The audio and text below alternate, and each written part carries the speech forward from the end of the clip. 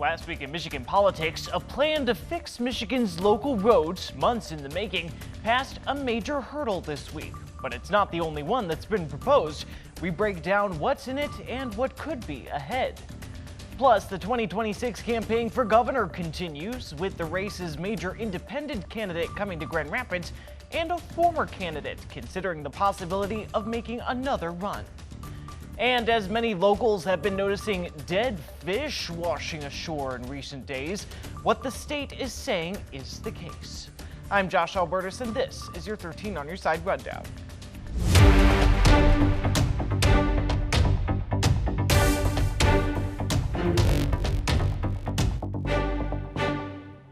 And we begin at the state capitol, where House lawmakers passed the Republicans' plan to fix Michigan's roads.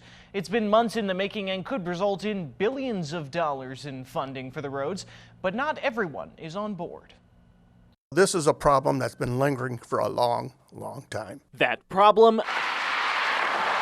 The roads, and how to find the funding to maintain them. Now, one plan aimed at doing so is moving forward. We have situations where we have some of our members who haven't had one penny spent on some of the roads in 12 years minimum. A plan brought by members of the House GOP that some feel prioritizes local roads they say have been neglected for too long. If we do that, we're going to make a difference for the people of Michigan, something they actually see and they feel in terms of fixing our roads. The plan that passed through the House Wednesday is estimated would total over $3 billion in road funding, a large part coming from what Republicans have branded as a revenue-neutral tax change. Drivers would no longer pay a 6% sales tax on fuel and gas. Instead, the state's motor fuel tax would rise. Most people agree that every tax paid at the pump should go to our road system. Currently, that's not the case, so a major emphasis of our plan is removing that sales tax paid at the pump and increasing the gas tax in a revenue-neutral fashion so the drivers won't feel any more hit at the pump. But yeah, we can dedicate that money into our transportation fund. But it doesn't align entirely with a $3 billion plan announced by Governor Gretchen Whitmer last month, which had called for things including having the marijuana industry subject to a wholesale tax, and what her announcement described as requiring corporations to pay their fair share to do business in the state and use its roadways. Some Democrats speaking out against the Republican package as it made its way to the floor of the House. None of us know how many billions in cuts we'll be confronted with when the federal budget is realized. In that context, the risk is too great that this package will perpetuate defunding of vital areas in housing and schools and health care. But the chair of the Chamber's Transportation Committee thinks negotiation, while tough, can be reached. And the 9 bills that make up that package now go to the Democratic-controlled Senate for consideration. And also this week, House lawmakers have voted for a potential cut to the state's income tax. That's the tax on the money you make. We spoke with lawmakers to get the details of the plan.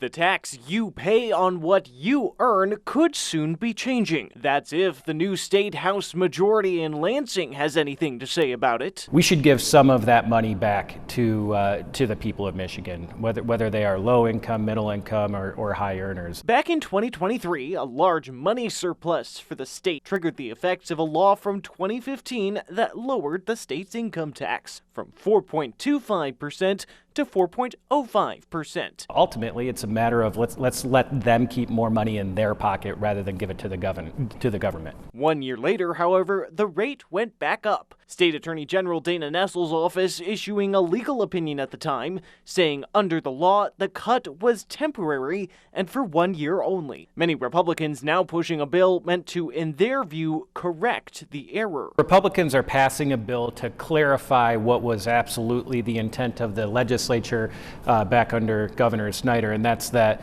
the income tax rollback was supposed to be permanent. But some think the bill isn't targeted enough. enough to make a real difference for those who'd actually need it. Average Michiganders, people in my district, would be lucky to see maybe $50 back from that tax cut, but people who are making significantly more than really anybody in my district are really going to be the ones that benefit. At the cost, Representative Lori Bohutsky believes, of big cuts to state revenue that could put important issues on the back burner. We can't have a conversation about investing in our roads, dealing with Medicaid, and making sure that people have the services that they need from our state if we're going to be cutting revenue in a way that benefits the wealthiest in the state. In Lansing, Josh Alburtus, 13 on your side. Healthcare providers rallied in support of Medicaid in Lansing Thursday. They're concerned about the possibility of drastic cuts and the possible impact that could have on millions of Michiganders. We spoke with them to hear why they're sounding the alarm. Let's be clear, this is a full-blown healthcare crisis in the making. White coats and first-hand experience flooding the seats in this room of the Michigan State Capitol Thursday. Healthcare providers from around the state coming to speak out on what they feel is an urgent warning. These proposals are more than just numbers on a spreadsheet. They're a direct threat to the health and dignity of our patients, our neighbors, and our communities. Providers and some Democratic lawmakers fearing what could be on the horizon for Medicaid. Reuters reporting this week that a congressional House Republican funding plan called for $880 billion in cuts in health care and energy over the next decade. The math, some feel, just wouldn't work without cuts to Medicaid. We see the cancer patient who can get timely treatment, the new mother who receives postpartum care, and the child who can see a specialist, and the family that avoids financial ruin because Medicaid was there when they needed it most. The Michigan Department of Health and Human Services saying over 2 million Michiganders were covered by Medicaid. The family of 3 in Dearborn making less than $30,000 a year would lose their health insurance. The dad would no longer be able to manage his high blood pressure, putting him in greater risk of a stroke. One Republican on the committee did question how to identify potential waste, fraud, and abuse in certain systems. When asked whether the hearing was a productive use of time, he said he appreciated hearing about how the state was looking for such things, but it was a sign of the times. President Trump got in, and he's doing something that every president or presidential candidate has promised to do, but nobody's actually done. He's willing to do it, but it's, change is tough. But those gathered following the hearing saying they're speaking out ahead of cuts to stop a crisis before it begins. Josh Alburtus, 13 on your side. And it wasn't just lawmakers and advocates at the Capitol this week, but tractors, too. They lined the street outside the Capitol building in Lansing this week, rallying in support of the agriculture industry. We were in the state capitol where that protest was taking place. Oh, for hours this morning, this entire block behind me wrapped around the state capitol, the entire thing wrapped with tractors and farmers. And what they seemed to want was for the state to work more collaboratively with farmers rather than what some feel currently is a more hostile, over-regulatory environment. When we listened in on a committee hearing also taking place this morning, a lot of people talking about what they felt was perhaps the burdensome regulation they feel from the state when it comes to agriculture, particularly when it comes to the state's Department of Environment, Great Lakes, and Energy. Now, what you largely didn't hear in that committee hearing was from the farmers who had been driving those tractors, who drove into Lansing, drove out, but weren't testifying, and we might know why. Some here in this committee hearing saying people that they've talked to in the industry fear retribution from the department if they speak on their concerns, perhaps even risks to the permits that they need to do their work. But we did speak with one farmer who was here to support the rally. Take a listen to what he told us. I'm talking to several other farmers that go through the permitting process. The inconsistency and the lack of trust from the Eagle is a large concern. If they were to trust us, which they should, we wouldn't have to spend so much time in Lansing. We wouldn't have to spend so much time worrying about permitting. But of course, on top of all of this is, of course, that tariff talk coming out of Washington, D.C. over the last few weeks. What's going to happen with those? The farmer that you just heard from there said he wasn't aware of it impacting him directly at this point. He didn't see any direct impact, but whether that changes for agriculture as a whole in Michigan in the weeks to come, that remains to be seen. New unemployment numbers released by the Michigan Department of Technology Management and Budget show a rise in the state's unemployment rate over a 12-month period. The report compared employment numbers and jobless rates from January 2024 to January 2025 on the state level, as well as across 18 regions. Looking at state numbers here, you can see the unemployment rate increased about 1.7% over that year period, highlighting the nearly 1% increase from December 2024 to January 2025, noting that changes in seasonal workforces are major factors. Turning to the Grand Rapids metro area, the state data shows a smaller increase in the unemployment rate at just 1.4% over that year period. The region had the second lowest unemployment rate in January of 2025, with Ottawa and Kent counties both ranked among the 5 counties with the lowest rates in the state. And in Muskegon County, a similar story with unemployment rates rising by 1.9%. The county's 6.2% unemployment rate ranks 30th among counties in the state. An updated report with seasonally adjusted unemployment rates will be released later this year.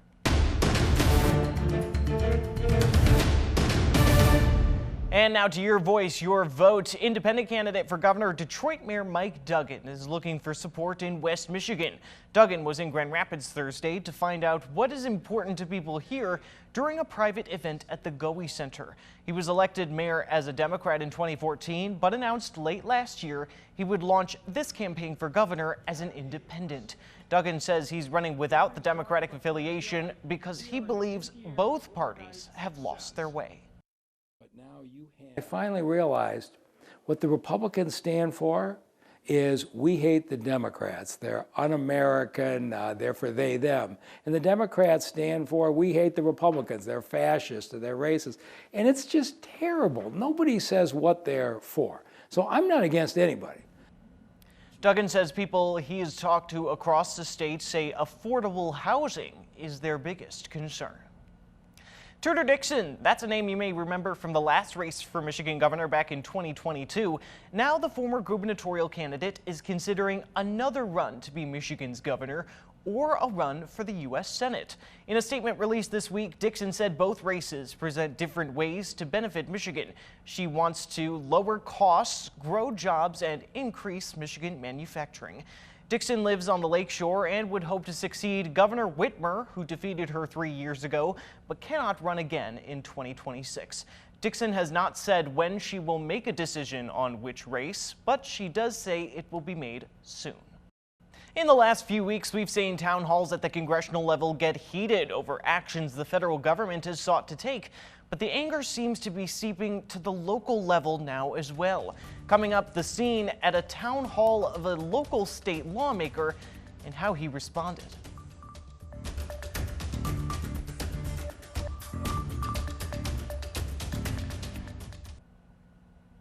Another packed town hall meeting late this week, this one held by Republican State Senator Mark Huizenga, who faced dozens of residents in Rockford. Where we hadn't often seen this on the congressional level so far, there was now some tension here at the state level as well as the crowd addressed him. 13 on your side's Kiara Patterson was at the meeting, which, as she reports, ended earlier than expected. Well, thank you everybody for coming in tonight. I appreciate your chance to come and ask questions to me.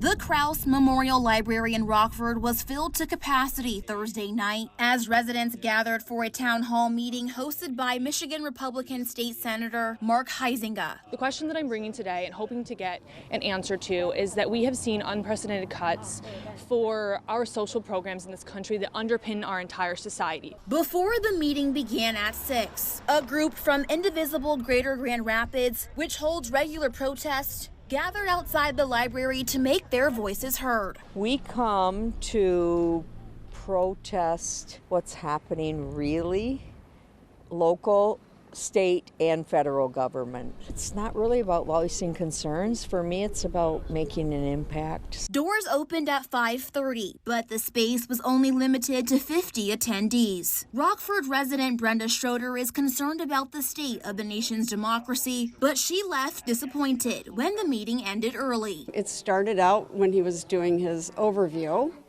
pretty nice and calm, but when the questions got a little heated, it felt like they just cut us off. It's very evident that a huge number of people are realizing that we cannot take our democracy for granted anymore. Across the country, GOP lawmakers have recently faced boos and protests during in-person town halls, with crowds upset about the new policies from the Trump administration. I said it before, I don't necessarily like the approach that he's taking right now, but I'm not president and, frankly, I don't have his phone number. The crowd became upset when Huizenga ended the meeting early. What about open questions? Huizenga says he remains committed to engaging with all constituents, regardless of their party or differing opinions. I think when people come to me and talk about democracy and their concern for democracy, I want them to know no matter if we agree or disagree, we will still stand up. We'll be here, we'll take the hard questions. It's our job. We represent everybody, whether they voted for me or not. Kiara Patterson, 13 on your side. And we are hearing from State Representative Brian Posthumus about an article in the Detroit News questioning his residency related to his run for GOP precinct delegate. The newspaper reported Posthumus owns a condo in Cannon Township, which is in his state house district. His wife, seen in this photo from the lawmaker's campaign website, also ran for a GOP delegate position, but listed her residence as at a home in Cascade Township, which is a different district. Posthumus reportedly said he spends several nights a week at his condo and the other nights at his wife's home. He says they decided to keep their individual homes to avoid interrupting the children's lives. My responsibility, my number one responsibility is to my wife and my stepchildren. And as a result, we made the decision that it was in the kids' best interest that I kept my residency in the district and she kept her house with the kids in a different area that wasn't in my district. And we didn't uproot their lives, the children's lives. The state definition for residency in election law says that if a person has a residence separate from their spouse's, the place they reside for a greater part of the time is considered their official residence for that election law. Posthumus is being scrutinized because he is leading the charge for a change to the state constitution to guard against voter fraud. U.S. Senator Alyssa Slotkin was in West Michigan Thursday to talk with farmers about the impact of potential tariffs and cuts at the United States Department of Agriculture. 13 on your side's Micah Cho was in Sparta and has this report. Tariffs we're watching very closely, and I hope that the president decides on April 2nd that he again either wants to postpone or hopefully end the conversation, particularly on Canadian tariffs. For West Michigan farmers, Canadian tariffs are somewhat concerning, particularly because most of the potash that farmers use for fertilizer comes from Canada. Right? Every single farmer in America needs potash to fertilize their crops. Every single one. You can't do it without it. And Canada has the potash, Canada and Russia. Michigan Senator Alyssa Slotkin discussed Canadian tariffs and other concerns Thursday afternoon at a town hall meeting in Sparta for farmers and those in the agriculture industry. Originally, potash coming into the United States would have had a 25% tariff attached to it. However, in early March, the Trump administration lowered the tariff to 10%. Senator Slotkin says changes like that could be the result of continued bipartisan conversations with constituents and lawmakers. The senator also touched on recent cuts by the USDA for food programs, like the $660 million that went to the Local Foods for Schools program. Ben Bile from Kent City grows apples and is worried about these types of cuts impacting his and his neighbors' businesses. We sell it for a pretty fair price, and it's a quality product, and it ends up in my kids' plates at the local public school. So I'm kind of concerned that the kids won't be getting what they need and that it's going to hurt our markets too. Senator Slotkin responded to Bile's concerns, saying the federal government makes up around 48% of Michigan's budget and it could be difficult for the state to pick up the tab on all programs cut. What I'm not going to do is pretend that we're going to see increases in programs in the next couple of years. I think President Trump has made his goals clear, and he's been open about the fact that he's looking for this $6 trillion. In Sparta, Micah Cho for 13 on your side. This week, students, parents, and teachers protested changes at the U.S. Department of Education at a West Michigan school. Coming up, we spoke with them about their concerns and the possible impact cuts may have on students in the area.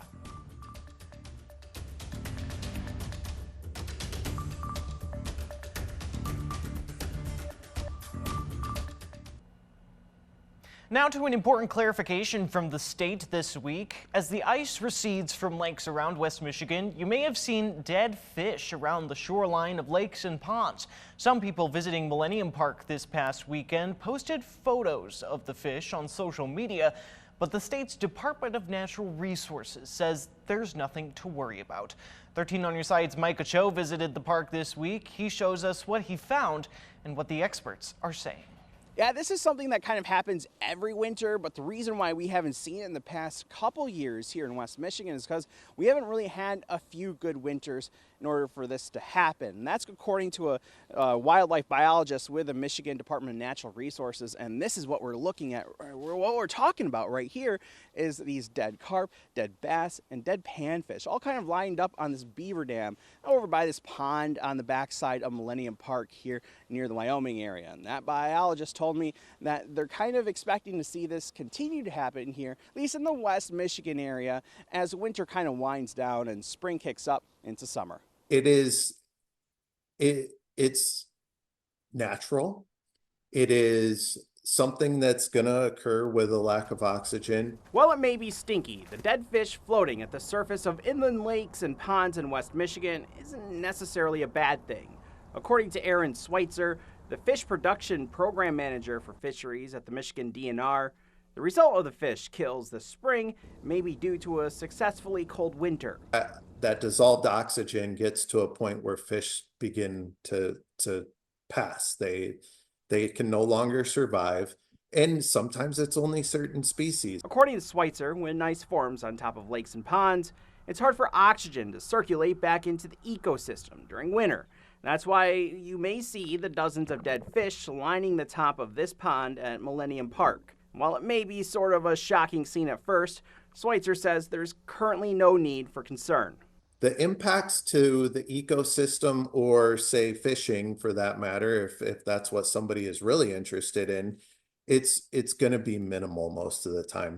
And if you see any of these massive fish kills anywhere around Michigan, you're asked to contact the DNR through their Eyes in the Field reporting system, and it really allows them to figure out if this is just a natural kill or maybe this is some kind of a virus that's going on through Michigan ecosystems. So for now, in Wyoming, I'm Micah Cho for 13 on your side. The new mayor of Grand Rapids says creating new housing as quickly as possible at every price point is one of his top priorities. Mayor David LeGrand delivered his first State of the City address Thursday. He said in Grand Rapids, income has risen 54%, but housing costs have risen by 124%. He said any new housing supply will help housing stay more affordable, but he believes Grand Rapids is behind. We need 12,400 new units by 2027. That's about 12 units a day for the next 1,000 days. Last year, we built about 1 a day. Building is happening, but the scale of the supply is not meeting the scale of the need. Mayor LeGrand said 2 new initiatives will help address the issue. The city has authorized a land bank and will soon work to convert a variety of properties into housing. He also says he's working with the city staff to spur the creation of more accessory dwelling units like garages that can be converted into small apartments. A new executive order signed by President Donald Trump calls for major reductions at the federal agency that supports libraries and museums. One West Michigan museum says it's already seeing effects. 13 on your side, Lauren Baker spoke to the operators of the Holland Museum to find out what impact these cuts could make, both now and in the future.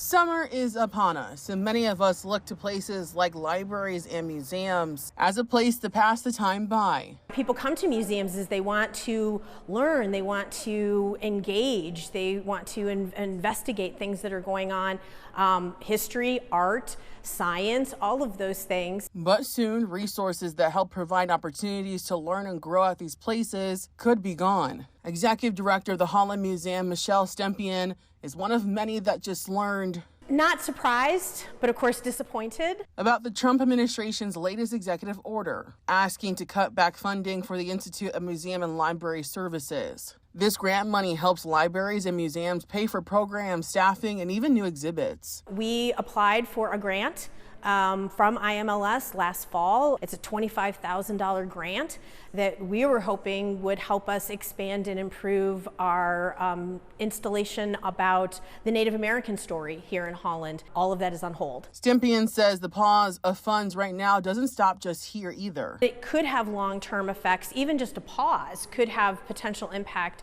as we start our next grant funding cycle. Which is why she and others are encouraging community members to speak and advocate for their local libraries and museums. Because she says having museums and libraries that continue to grow are vital to our community. People like to come to places that have museums. People like to live in places that have museums. It's an important part of the fabric of a community.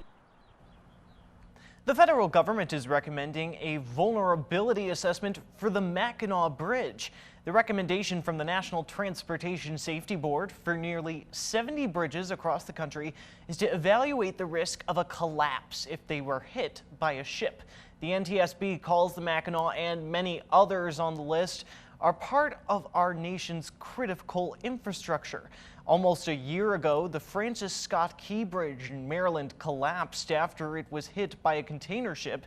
The NTSB says an assessment could have prevented that collapse. All of the bridges recommended for assessment were designed before guidance was established.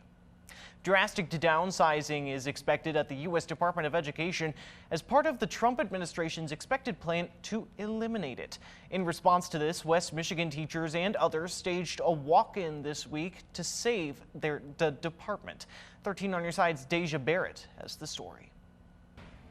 As the deadline looms for laid-off workers to leave their posts at the Department of Education, one West Michigan community is pushing back. Thursday morning, educators, parents, current and former students gathered outside Union High School in Grand Rapids for a walk-in. Organizers say they want to bring attention to the critical role the Department of Education plays in the lives of students in West Michigan.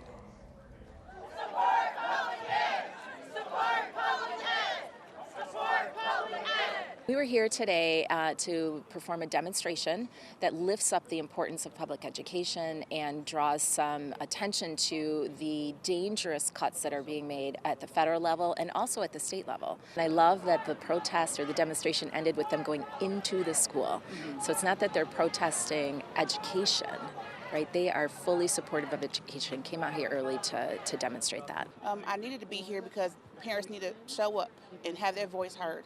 Oftentimes, it's the teachers, the staff that have to brunt the force of fighting for our students, and I wanted to show up as a parent, let them know that we stand in solidarity with them.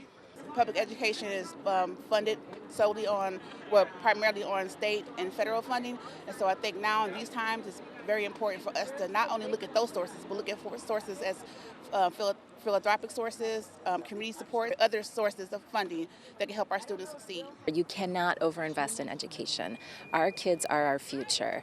And so for the future of the state of Michigan, we need to make sure we are providing a quality education with wraparound services that support every student regardless of need. I really truly believe as a student and as a member, especially a representative of other students, that we need to stand in solidarity with our teachers. When they devalue the profession of teaching, when they outsource the profession of teaching, when they outsource our school resources and services, they devalue the student. It continually becomes this fight, right, for those resources to make sure that the future of the state of Michigan is guaranteed. Now, supporters say other events will be organized to continue to highlight how dismantling the department would be devastating to the Grand Rapids community, significantly impacting schools, universities, and the sources provided to students with special needs and low-income families. Deja Barrett, 13 on your side.